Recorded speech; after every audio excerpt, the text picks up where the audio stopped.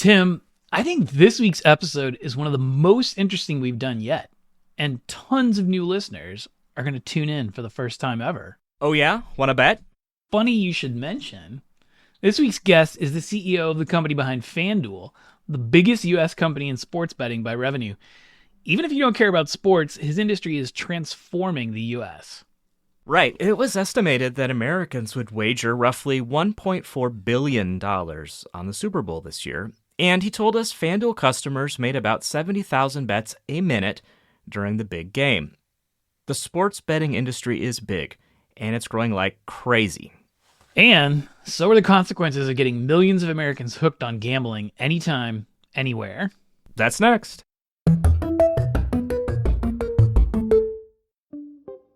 For a lot of the companies we cover, first quarter is a bit of a lull. But if you're a gambler, there's no better time of the year. And if you're a sports betting company, it's also one of the busiest times of the year. The American Gaming Association estimated that Americans would wager about $1.4 billion on the Super Bowl this year. And then there was March Madness, which was twice that, $3.1 billion. There are a lot of different things to bet on these days, and making sure the house always wins is a huge technological problem for online sports betting giant Flutter and its CEO, Peter Jackson. You think about like the Super Bowl with all those different players and all the different stats available, we have to be constantly assessing what we think the probabilities are of events happening. And then we turn those probabilities into prices, have them available on our site, and at peak, 70,000 bets a minute coming through the platform with, you can imagine millions of customers looking and assessing prices in between that as well. The stock market has been all over the place since January. But in recent years, FanDuel's parent company Flutter has performed more like a tech company. There's some irony in the fact that the best way to make money on FanDuel might be to skip the app and buy the stock. I've been absolutely delighted with the way that the team have built the business in the US with FanDuel. And if you look at the projections, we actually are talking about a $70 billion total addressable market in the medium term across the US and Canada. The story of Flutter is the story of a whole new multi-billion-dollar vice coming out of the bookie's notebook and into a place where it can be taxed and regulated. And no one has a better understanding of the odds of what's coming next than Jackson. From the Wall Street Journal, I'm Tim Higgins. And I'm Christopher Mims. This is Bold Names, where you'll hear from the leaders of the bold-named companies featured in the pages of the Wall Street Journal. Today we ask, how is Flutter capitalizing on the rapid rise of legalized online gambling in the U.S.? Is the sports betting boom sustainable? And is it really all just good, clean fun? Or are states opening the gates to potential harms?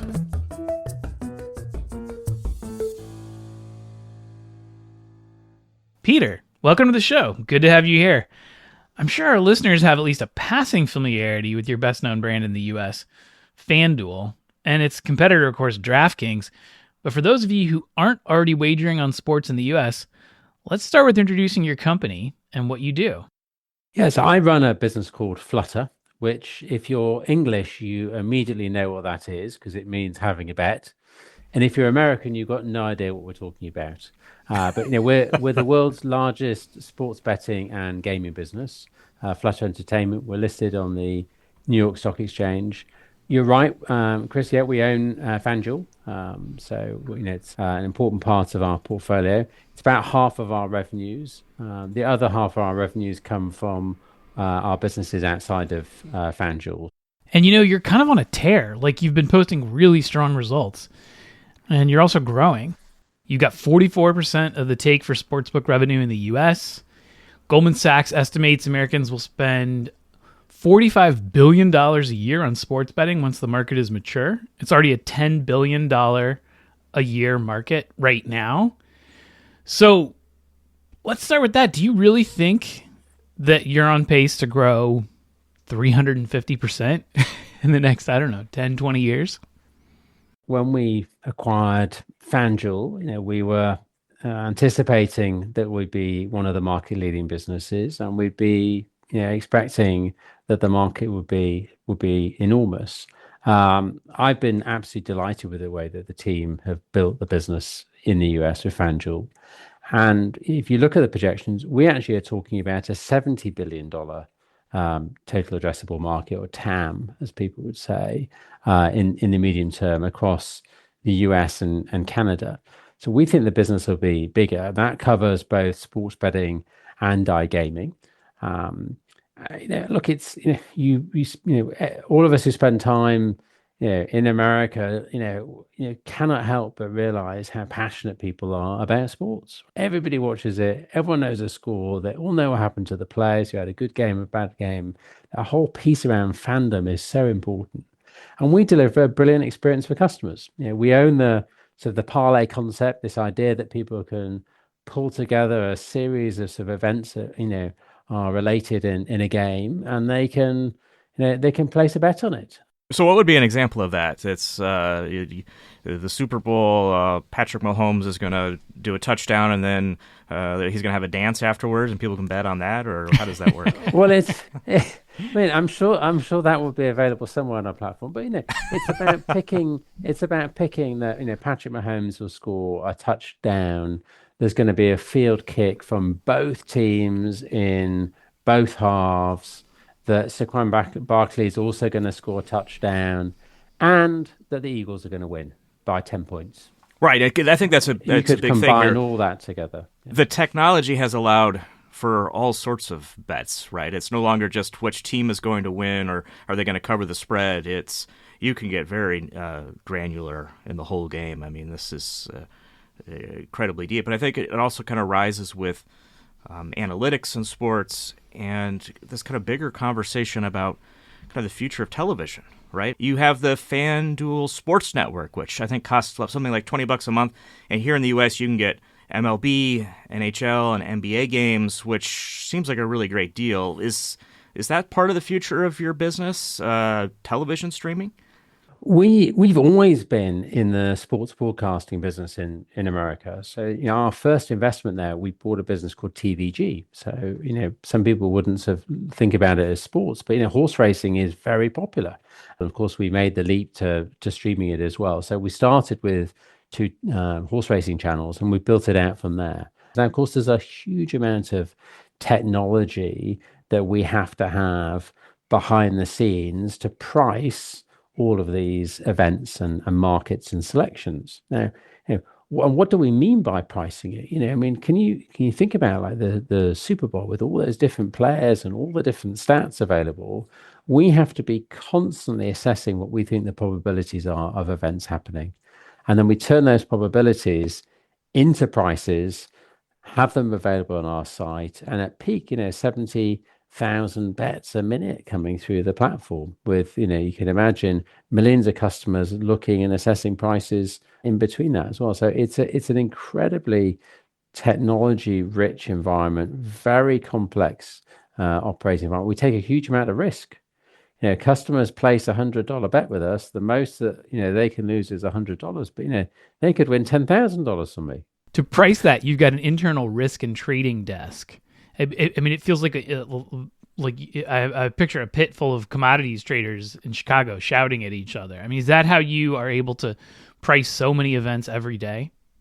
Well, obviously, it's a much cooler job than working in a commodity, pit, because it's talking about sports, right? So we're paying these people to watch live sport, right? So I mean, there isn't a better job on the planet than that for most people. So but you're right. We have hundreds of traders, around the world. So we used to have a follow the sun model. So actually supporting the Super Bowl, we had traders in Dublin, we had them in Melbourne, we had them in New Jersey, and they are running our models. They're looking at our bet stream of data, right? So we get more bets than anyone else. It gives us more insights.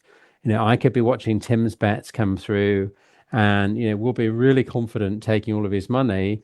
Apart from maybe when he's betting on Texas in the college game, and we know that he's really sharp on that, and when he does, we'll take his money, but we'll check the odds, right? And we have that sort of ability real time to assess all the bet stream data that's coming through and help make sure that we're offering as accurate a set of odds to our customers as we can. In a lot of ways, you're a tech company. You do a lot of innovation. The other day I noticed this new feature that it's basically a slider where you can adjust the amount of risk a person wants to tolerate for like a complicated chain of bets. So that we just talked about parlays. You got all kinds of deals, alerts, stuff clearly borrowed from social media apps, casual games. How do you do all this? I mean, do you have a lab of people just dreaming up new ways to keep people engaged, or are you just you taking ideas from social media? How does this work? How does the innovation occur? You're absolutely right, Tim. We are a technology business, right? We're delivering a brilliant user experience to our customers. But if you think about the amount of things we sell on our platform, we've almost got a limitless assortment. Right. So, trying to work out how you merchandise all of those different, products to customers and make them available. Because ultimately, people want to watch the game, but they want to get their bet on quickly, and that's not to get in the way, right? But maybe they want to do a bit of research along the way. So, yeah, those types of products where people can spend time looking at what other people are betting on, or looking into the history of what's happened in the matchup between two players. That's an important component. Actually, even simple things like making sure that if people have got a bet on, they could actually track the performance of their bet in the game, right, without having to keep going onto their phone. So making sure that we're taking advantage of the latest features on the Apple iOS, for example. But that slider component, it's simple and elegant, right? So a customer can select the number of yards they want to pick for a player. You think about it, like every yard you increase or decrease, we have to go back and we have to determine what we think the probability is of that event happening. And it's happening real time, right? Real time, whilst the game is happening, right? We're constantly assessing all of those probabilities. But we also spend a lot of time talking to our customers and finding out what they want and thinking about how we can bring that to life for them. And the scale that we have, the data, the insights allows us to do that. We just heard how Flutter uses tech to create new experiences for its customers, but how much of that tech is also used to keep them clicking, scrolling, and betting, just like social media keeps us glued to our phones? In the end, this is about entertainment. This is not about making a living for them. But you get much better value from the money you're spending with us than you do going to the cinema. Stay with us.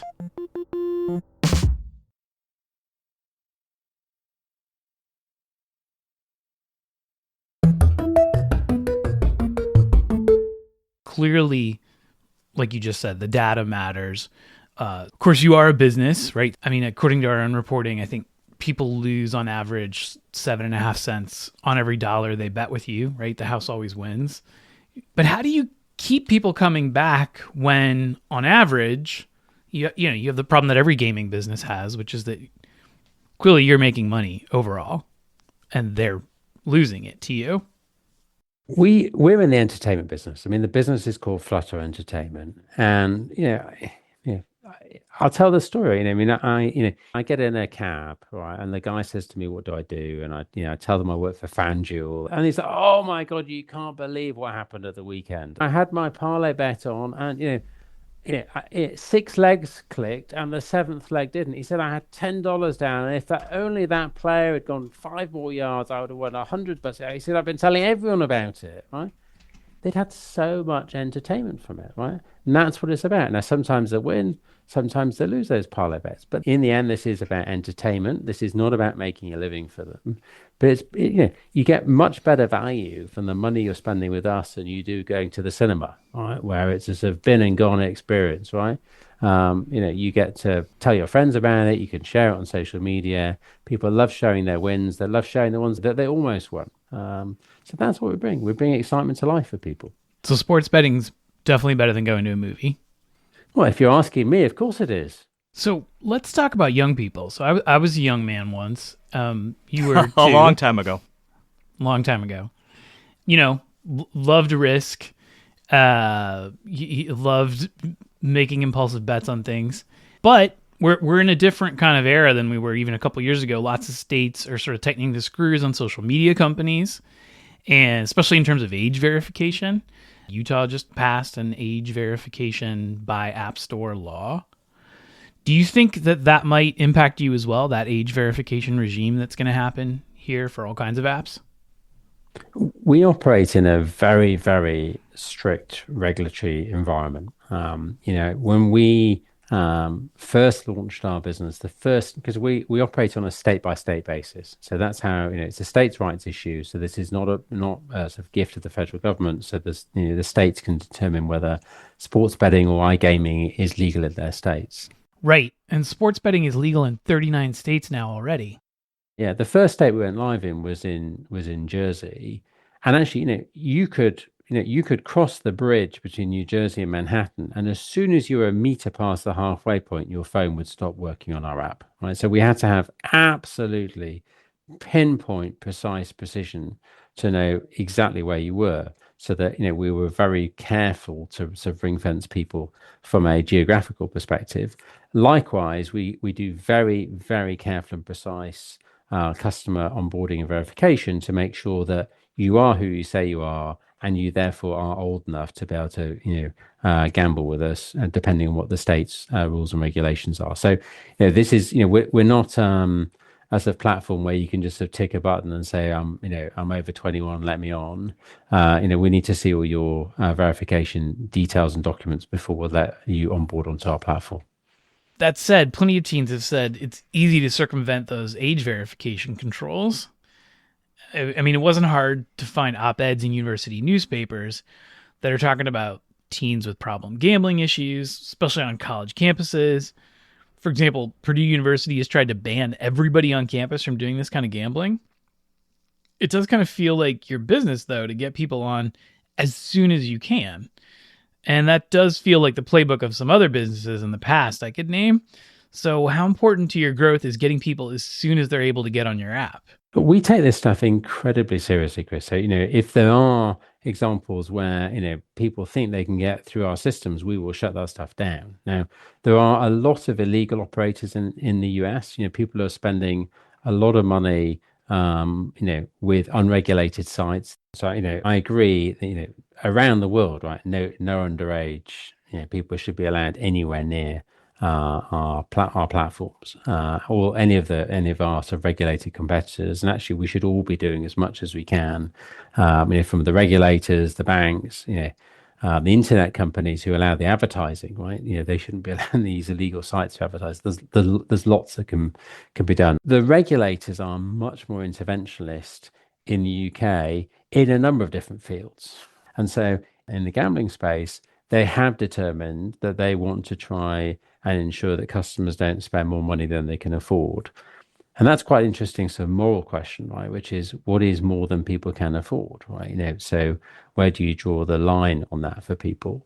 There's a tool that we, have available in the States at the moment, are spending tools to make sure that people are aware of how much money they're spending on our site. Because look, it is entertainment. They are spending money with us, and we need to make sure, it's clear to them how much we're spending. The other thing that we've developed in Australia actually is a real-time intervention tool.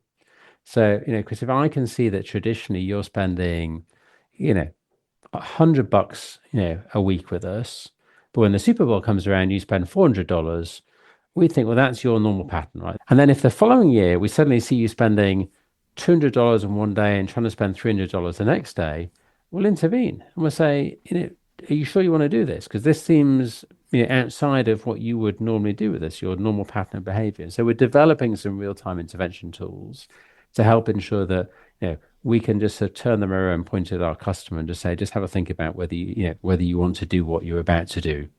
I guess I'd be curious in hearing more about that, because one of the criticisms about online gaming is that it's taking too many cues from social media and so-called dark patterns, that idea that kind of keeps people engaged. I read something from a researcher that talked about how these features keep the product exciting, engaging, and make them almost addictive. So on one hand, you've got a product that is almost tweaked in a way to keep people going back for it. And the other hand, you've got some tools, presumably, that can try to mitigate some of that. So where are you in that kind of debate or kind of that challenge? Yeah, the whole field of sort of, safer gaming is really important to us. So, research, education, internally in our business on it, And we spend a lot of time, with our customers with these types of tools that I was describing, making sure that we push this really hard. So there are many customers who we block from our systems because we're not comfortable that they're gaming responsibly.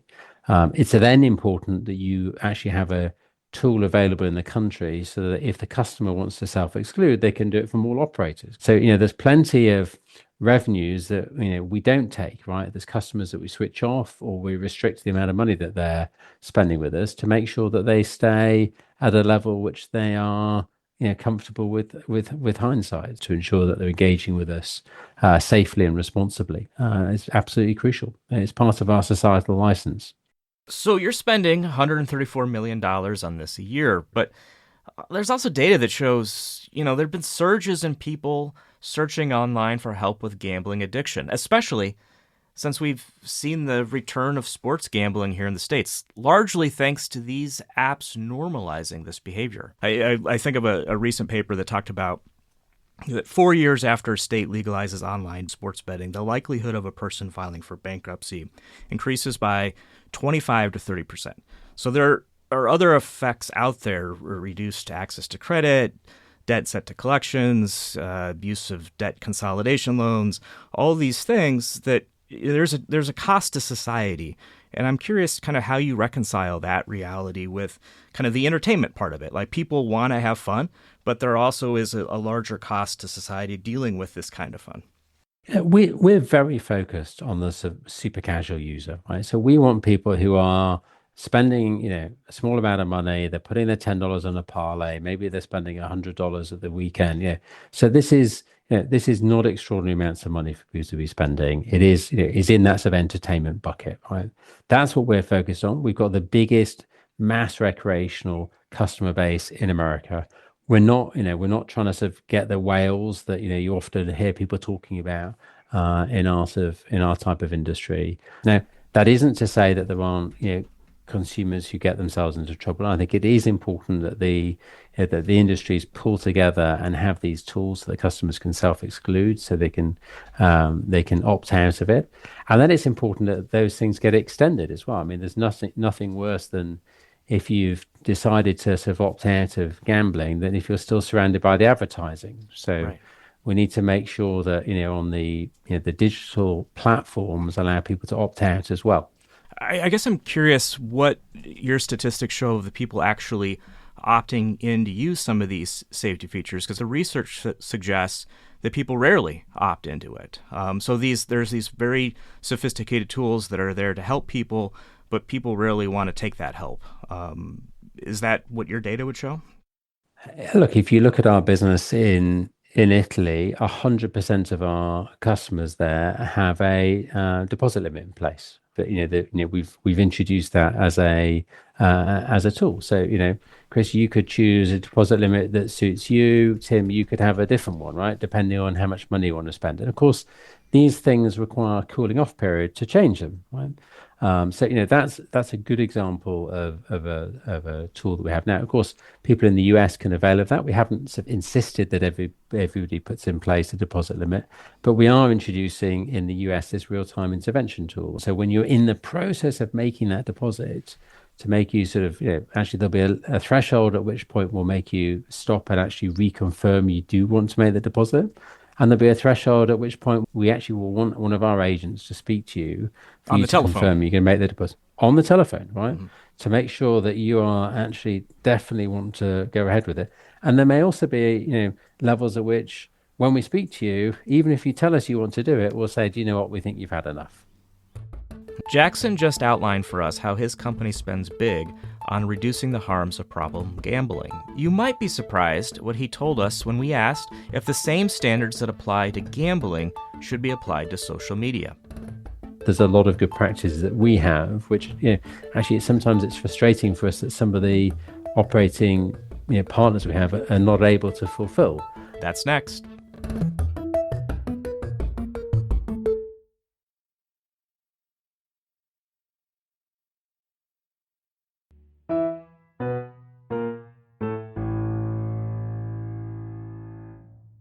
A lot of what I'm hearing kind of as the subtext of what you're saying is you are the cleanest shirt in the laundry. You talked about being, part of the entertainment business. One of the things about the evolution of the entertainment business, of course, is that it's so much of it's being delivered right through these. I'm holding up my phone for those of you who can't see it, which is everyone right now. In some ways, it's a more potent delivery device, right? That's the flip side of it being accessible. And so, there's this kind of growing literature on how we have to be careful because it's with us all the time, right?